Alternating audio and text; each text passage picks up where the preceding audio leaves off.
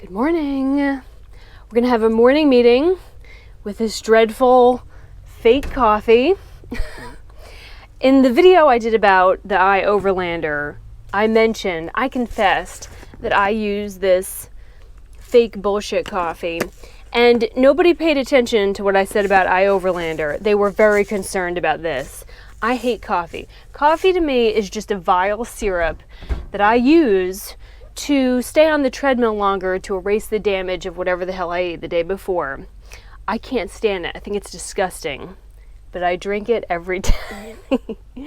I am waking up in Walmart as usual. We had some really rockin' storms come through last night, and I thought, oh, this is great. It's going to cool it down. The surfaces of everything will be cool. And it is a little bit cooler. But the catch, because I clearly did something awful in a past life, is that I woke up with a rockin' fever and a horrible cold. I've been sick twice in this van. The other time was in Texas, and it sucks. There's no Netflix and sleeping on the couch when you get sick in your van. So I'm going to try to get through this video, but my brain is kind of cloudy because my body is cooking it right now. So we'll just see how this goes. I'm still going to go to the gym because I'm a warrior princess. I'm going to try to defeat the fever by burning it off on the elliptical. Anyway, so what we're going to talk about in this video is the cheapest shower per dollar, why I doubled up my gym memberships to get it, and then I'm going to go through some of the things that I noticed about traveling through Vermont, New Hampshire, and Maine, because boy does Maine not love van people. Maine is great, but taking your van through Maine, not so great. All right, so up until now, also pro tip, see, this is not all together. If you sleep in Walmart and are using their bathrooms, always go to the bathroom in the back. It is way cleaner than the one in the front. The one in the front should be tested for biological warfare. They're always really gross. Go to the one in the back. Anyway, all right, so a lot of my sleep spots up until now have been based on where there's an Anytime Fitness. And I've been a member there for a while. They're open 24 hours a day. They have plenty of showers usually. Well, not in all cases. I'll get to that. But so I was always kind of like marking where I would sleep based on where there was a gym because I want a shower every single day. I do. I've done it where I've gone like 2 days without a shower. When you have this much hair, it's not fun. I mean, dry shampoo, this is like your arsenal in a van, but after a while, you can like pull the starch out of your hair, which is basically all this is. So I want a shower. So I've been mapping those out, and in the South, and in rural America, I had no problem. There were Anytime Fitnesses everywhere. There were Anytime Fitnesses in these like one block towns. I no issues whatsoever. And some of them agreed to let me park there overnight, so it was great. Once I got up into the Northeast, not so great. I couldn't find an Anytime Fitness anywhere. There's a play on words there somewhere. I can't think though, because I think I'm over 100 on fever right now. I know that there are lots of different ways you can get a shower on the road. Some people like the truck stop showers. I don't know why. It's $8 to $12 for I know that you can get loyalty cards, but $8 to $12 to shower at a truck stop. That's really expensive. Now imagine doing that over the course of a month. That's really, really expensive. Yes, you can stay in RV parks if you want to pay $40 to $50 for a shower. $30 to $40 at a state park. Anyway, it's just, to me, that's too expensive for a shower. Or you can do what a lot of van lifers do, which is hang a bag of water over that back door and stand outside with your ass cheeks showing, your back arched so you get that enviable thigh gap that us ladies love so much, and then stand there with your hands in your hair without any actual soap in your hair. Take a picture. Profit. I don't do that. It'd be really hard to do that in a Walmart parking lot and not create a scene. I like using the gym showers. I can get a workout in. There's Wi-Fi. I can fill up my water bottles.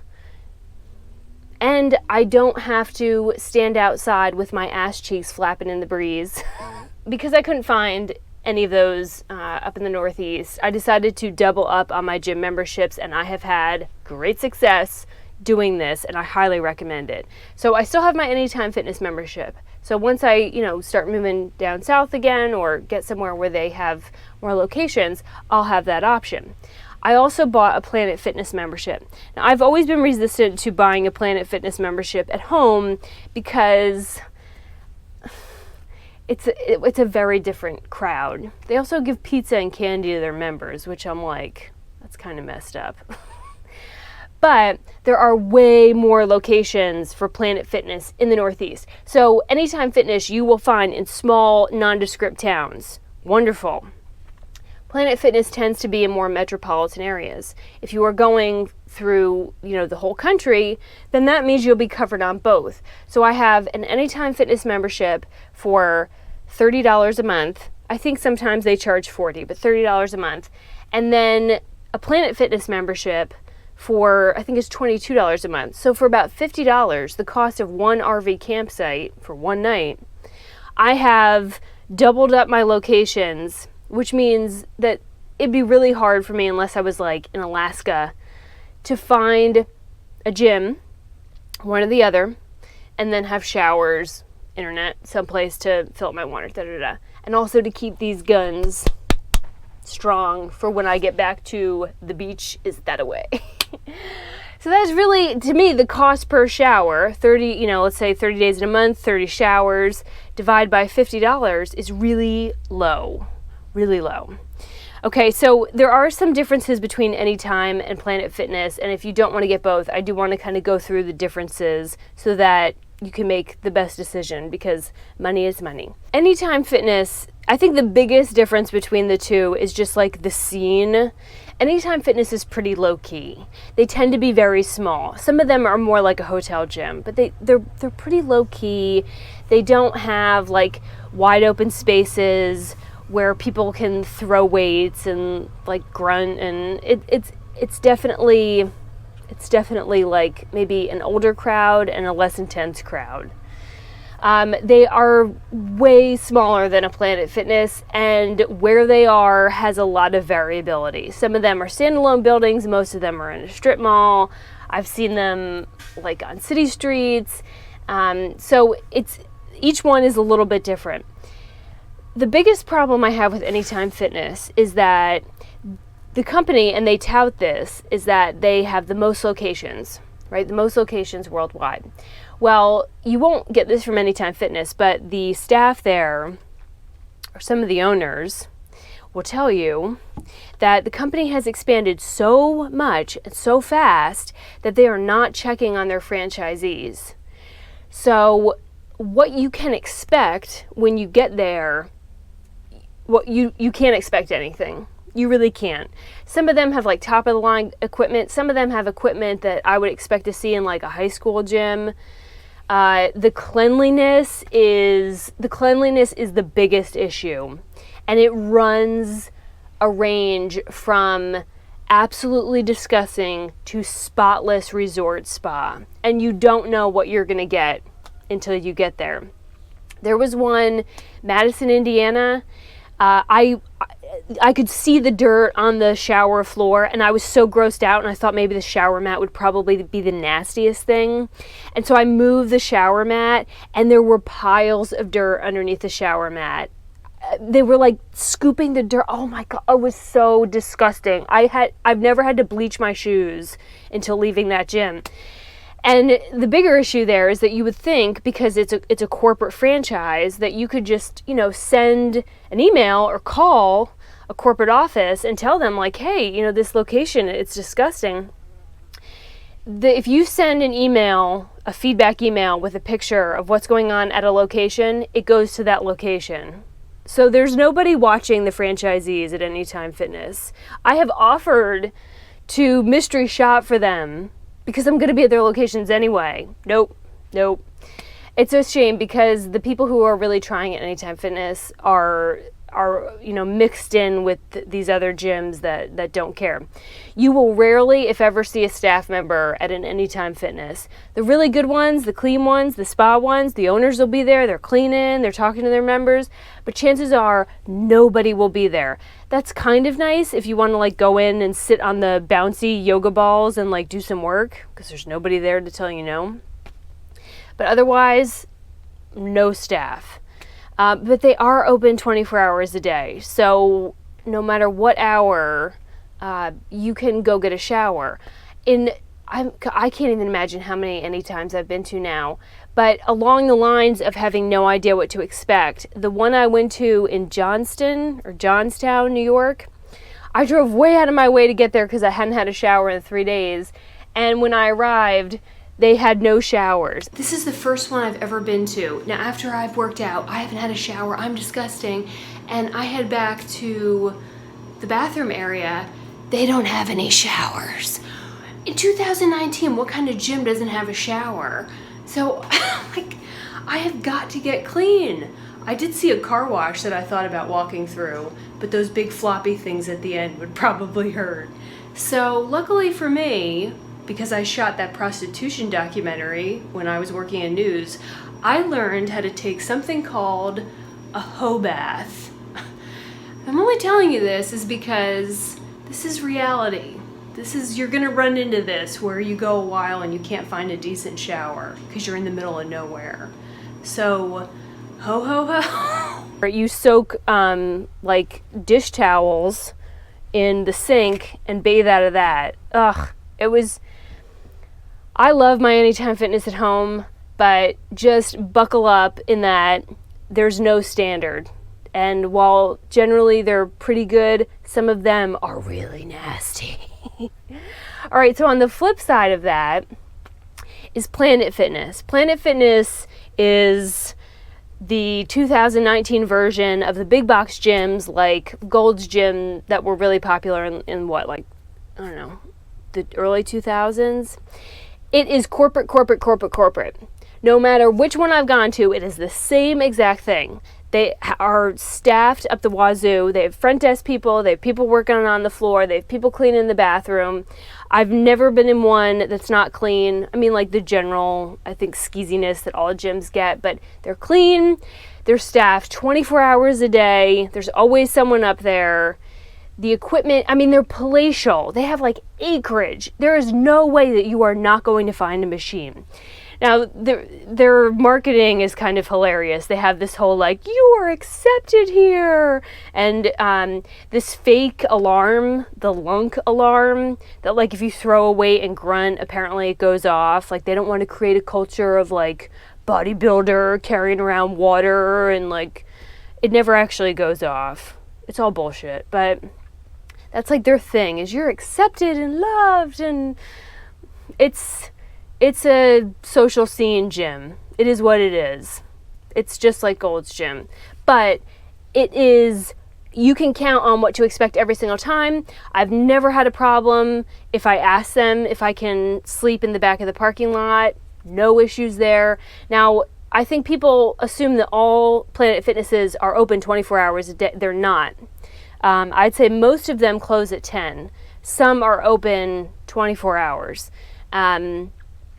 So you need to check that if you're headed there. Also, with Anytime Fitness, triple check that the facility is still in business. I have driven to 2 locations where the owner closed up shop and the gym is there, the equipment's there, but it's locked and they went out of business.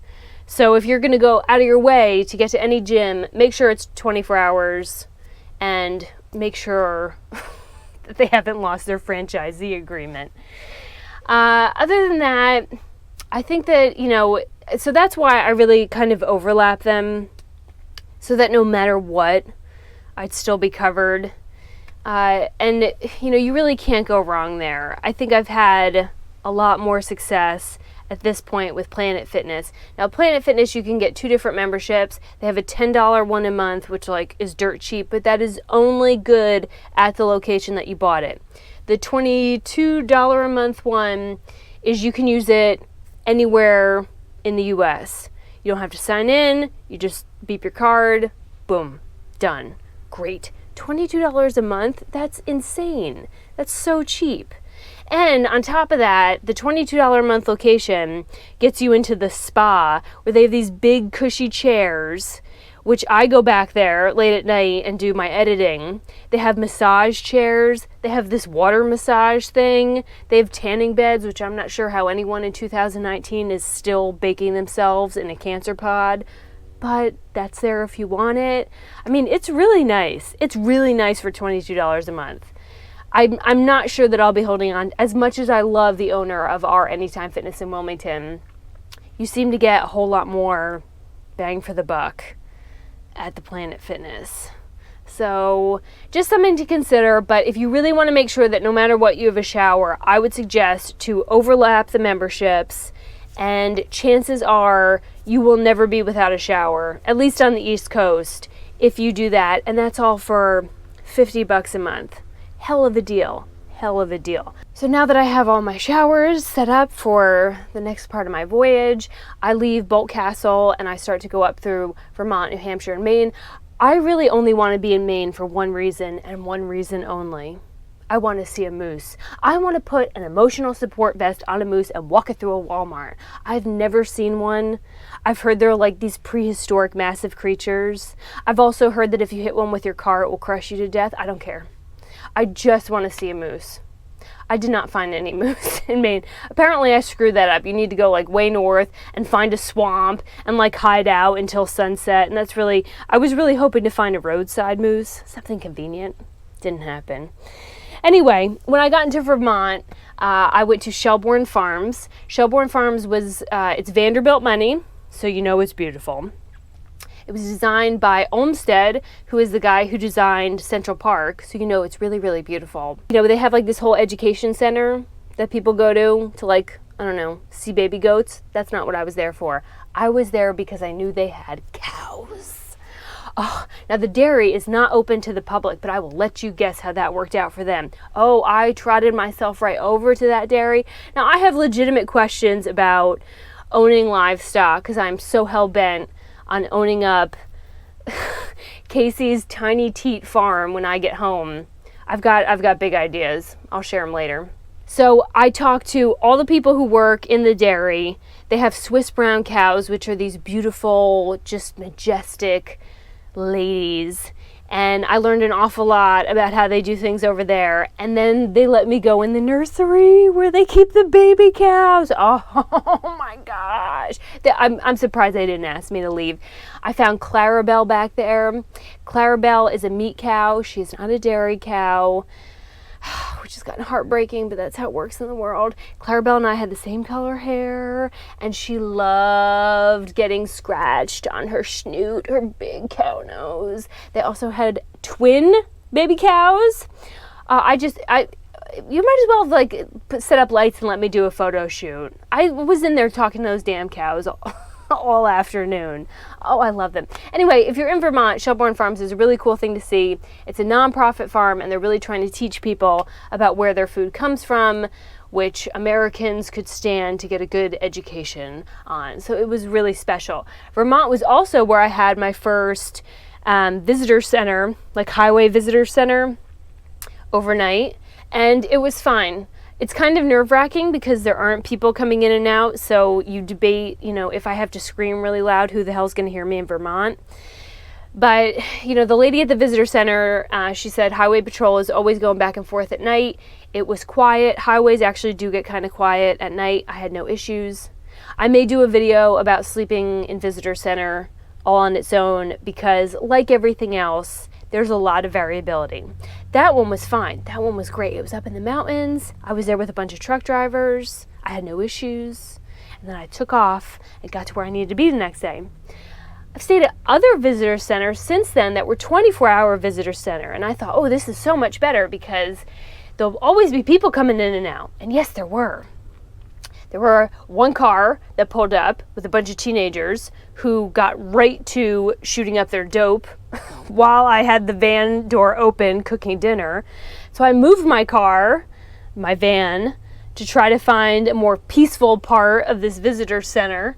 And I did. There was nobody around. And I opened up the door. And then some man pulls in who looked like he was just leaving work. And he got right to town, a couple feet away from where I was standing making dinner, giving himself a moment of self-love, shall we say. Now, I don't tell you that to be vulgar. I tell you that because this is the weird stuff that happens when you're on the road. And especially if you're a lady by yourself, you need to be able to handle that. So I did what any classy bitch would do.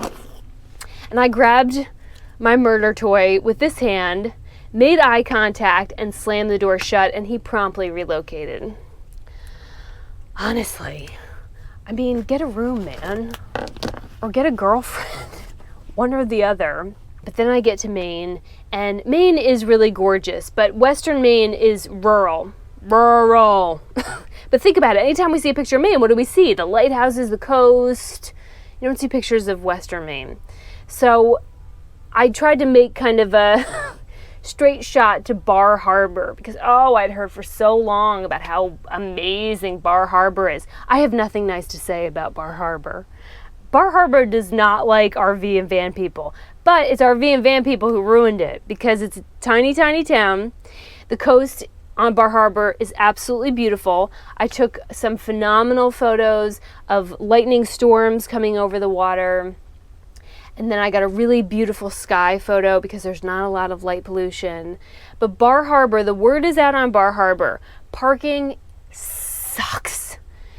Every spot is marked, and if you find one that isn't, it will be not too long at all until someone in the Bar Harbor Police Department relocates you. And they, I talked to one of the officers, and he just said, the population that comes in the summer is so much, we cannot control it. Like, we have to be really rigid about parking. And I get it.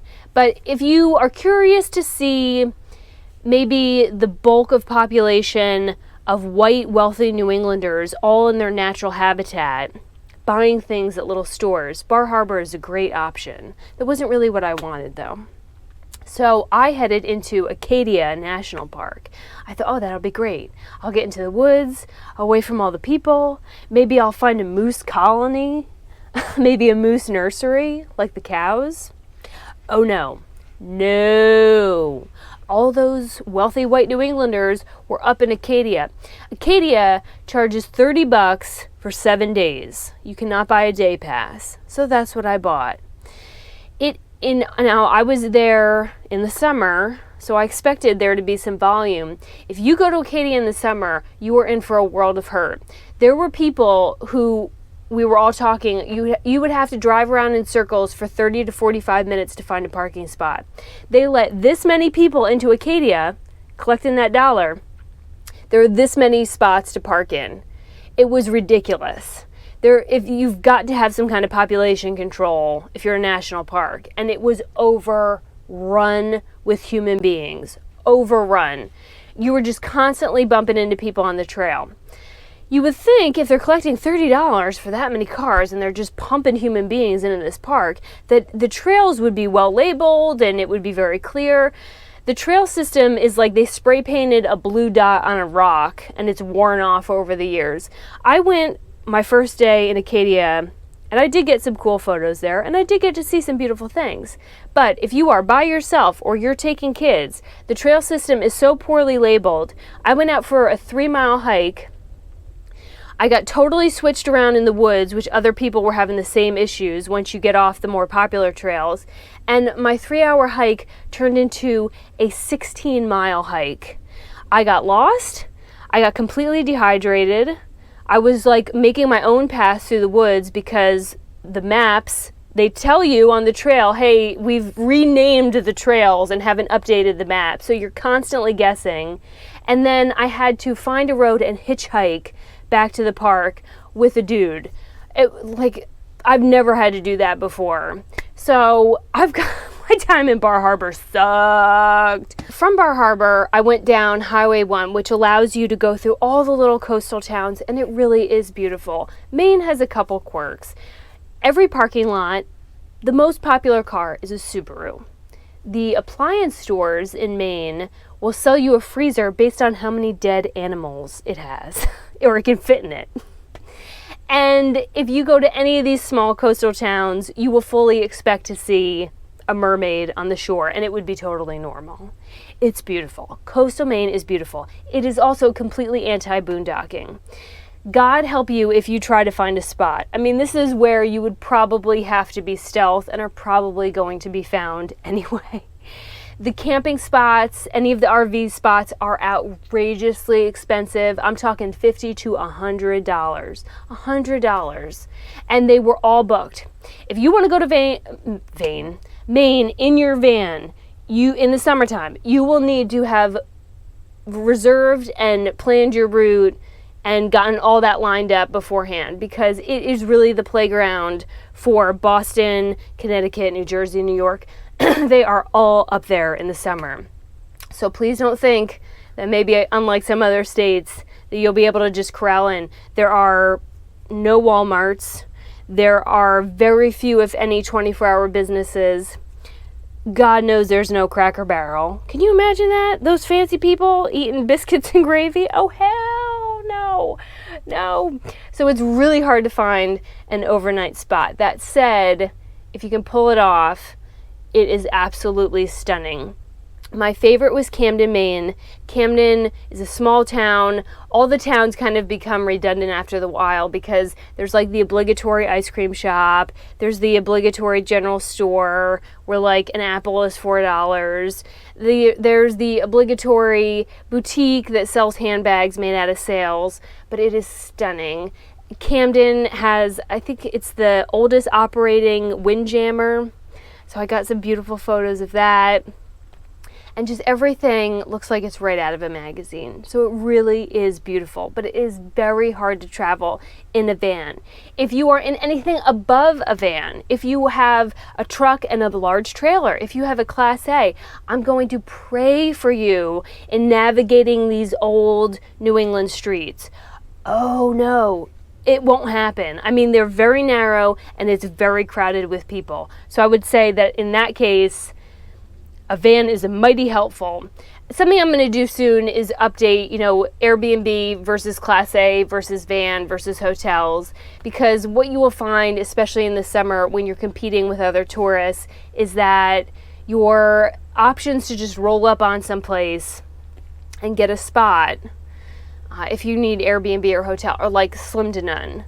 So you learn in the summer why having a van can be really helpful. And I went down this whole highway and all the towns are beautiful. I got some amazing lighthouse shots. I put Falcor Bob. On Patreon they call the drone Bob. I'm still not sure why.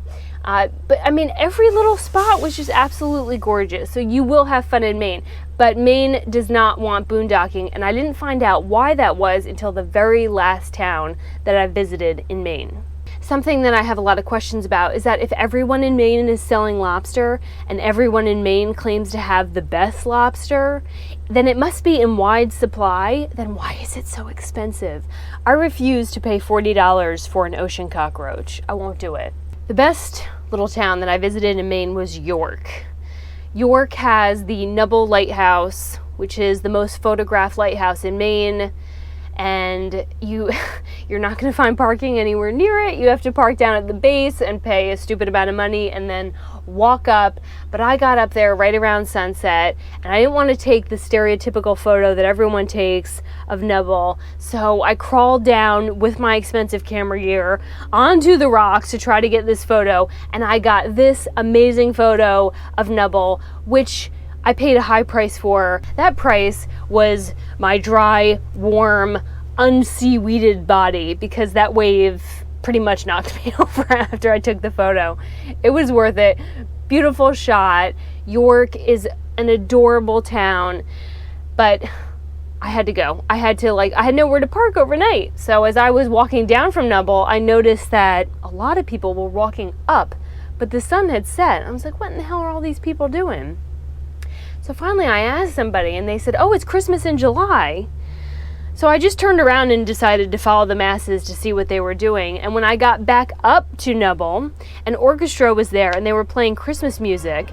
And all these locals had on Christmas hats and their babies were like in little baby Christmas suits. And I thought, this is the strangest thing. But whatever, when in Rome, when in York. So they had this whole Christmas production out at the base of Nubble. And then around 9 o'clock, I started to hear fire sirens.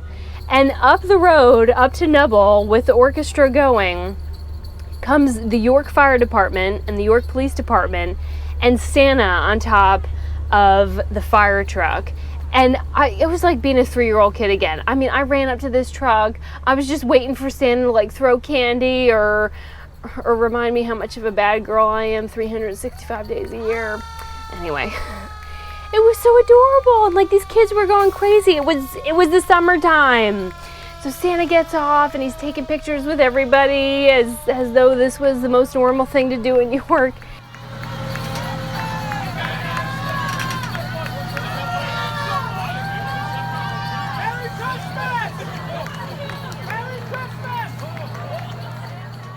And then Santa walks over and he's like the Pied Piper of York. And Santa walks the whole crowd over to look at Nubble. And then they flipped a switch and Nubble was lit up in Christmas lights. And we were just having this amazing time. And it's one of those serendipitous things that happens when you're on the road and you stumble into a community that kind of welcomes you in as though you live there. And the greatest part of that whole day was that earlier in the day, when I had been at the gym, and I'm looking at this fleet of TVs with all these stupid reporters and anchors just spewing the vile parts of the world out into the ears of listeners. And there is just all kinds of awful things going on in the U.S. right now. And that's all they do, because it gets ratings. Just if it bleeds, it leads. And I'm watching this and just seeing oh my gosh. And if you stay on that, if you get all your information off the talking head, if you don't go out into the world, you're going to believe that America is just this horrible place and that everybody in it is twisted. Most of them are. But the great part about traveling and being out on the road is that when you step away from all that bullshit and immerse yourself in these small communities who are more than happy to accept you, maybe they don't want you to park there, but you can visit. And when I was out there with, this whole community singing Christmas songs, enjoying their beautiful, weird Christmas in July, everyone was just having a good time. I'm sure that everyone came from a different political party. I'm sure everyone had a different opinion. But for those, hour that we were out there all trying to take photos of the Christmas lights and people were drinking hot chocolate, even though it was way too hot to drink hot chocolate, everybody was just having a good time. They were enjoying their neighbor. They were enjoying their community. That's what we're supposed to do. We're supposed to get away from the talking head bullshit and know your neighbor and enjoy your community and the beautiful things in it that you have at your disposal. And I just thought York, I was super impressed. And I really appreciate the people in York who just welcomed me right in because it was a hell of a treat.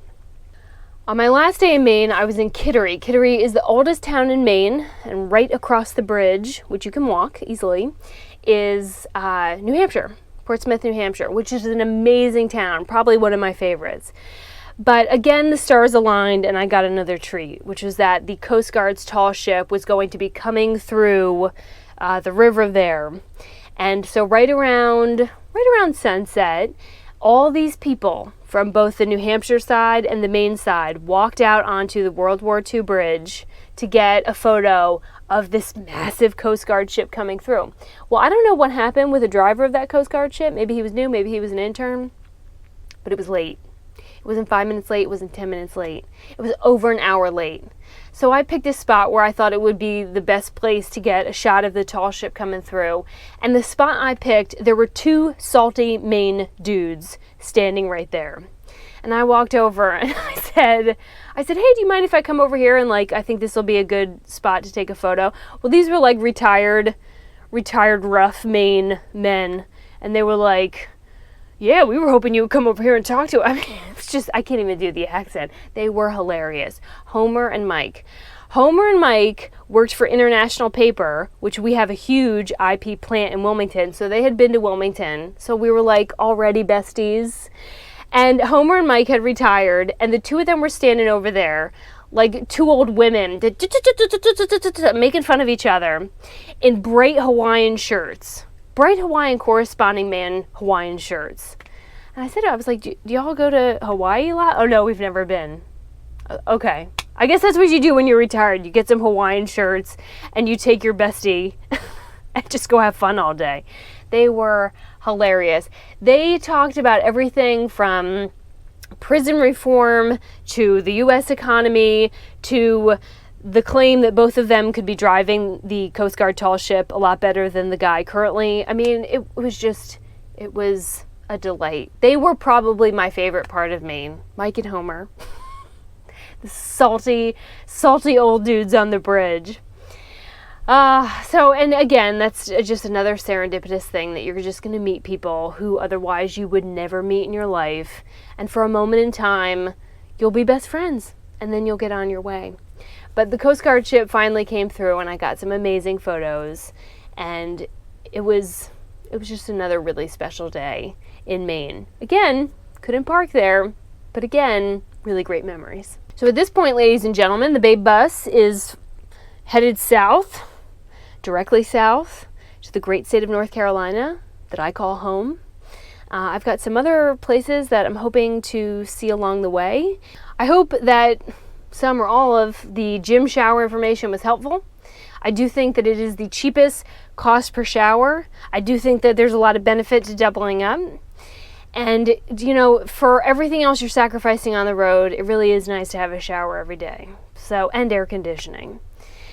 So, showers, Maine, God help you if you try to go to Maine in the summer. Learn from some of my mistakes. Plan well in advance.